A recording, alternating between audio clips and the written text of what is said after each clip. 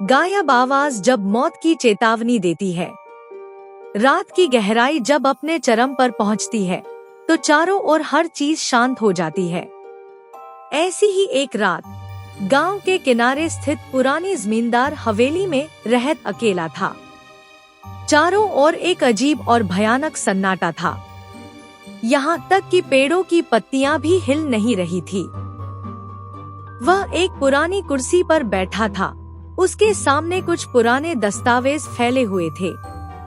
अचानक उसके आसपास की हवा में एक ठंडी सी अनुभूति आई। ऐसा लगा जैसे कोई उसके बहुत करीब हो, लेकिन वहाँ कोई नहीं था। ठीक उसी समय हवा में से एक धीमी लेकिन स्पष्ट आवाज आई, तुम समय के करीब आ गए हो, अब वापस जाने का समय नहीं है। रहत ने चारों ओर हैरानी से देखा, लेकिन कुछ नहीं दिखा। आवाज फिर से आई, इस बार थोड़ी तेज। तैयार हो जाओ, मौत की छाया तुम्हारी ओर बढ़ रही है। रहत का शरीर कांपने लगा। वह खड़ा होना चाहता था, लेकिन उसके पैर जैसे जमीन में जड़ हो गए थे। एक अजीब सी भावना ने उसे घेर लिया। वह चीखना चाहता था, लेकिन उसके गले से कोई आवाज नहीं निकली।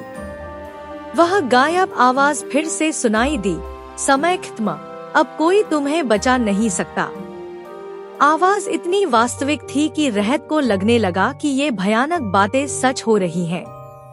अचानक कमरे की बत्तियां एक एक करके बुझने लगी। कमरा पूरी तरह अंधेरे में डूब गया और फिर दरवाजा धीरे धीरे खुल गया। दरवाजे के दूसरी ओर एक छाया मूर्ति खड़ी थी, जिसकी आंखें गहरे अंधेरे से भरी थी।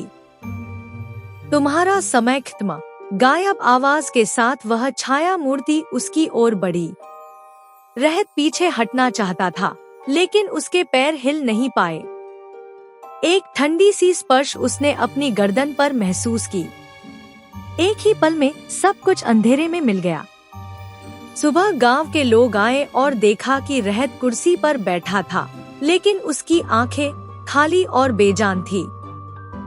उसके चेहरे पर जैसे एक स्थायी डर की छाप बनी हुई थी।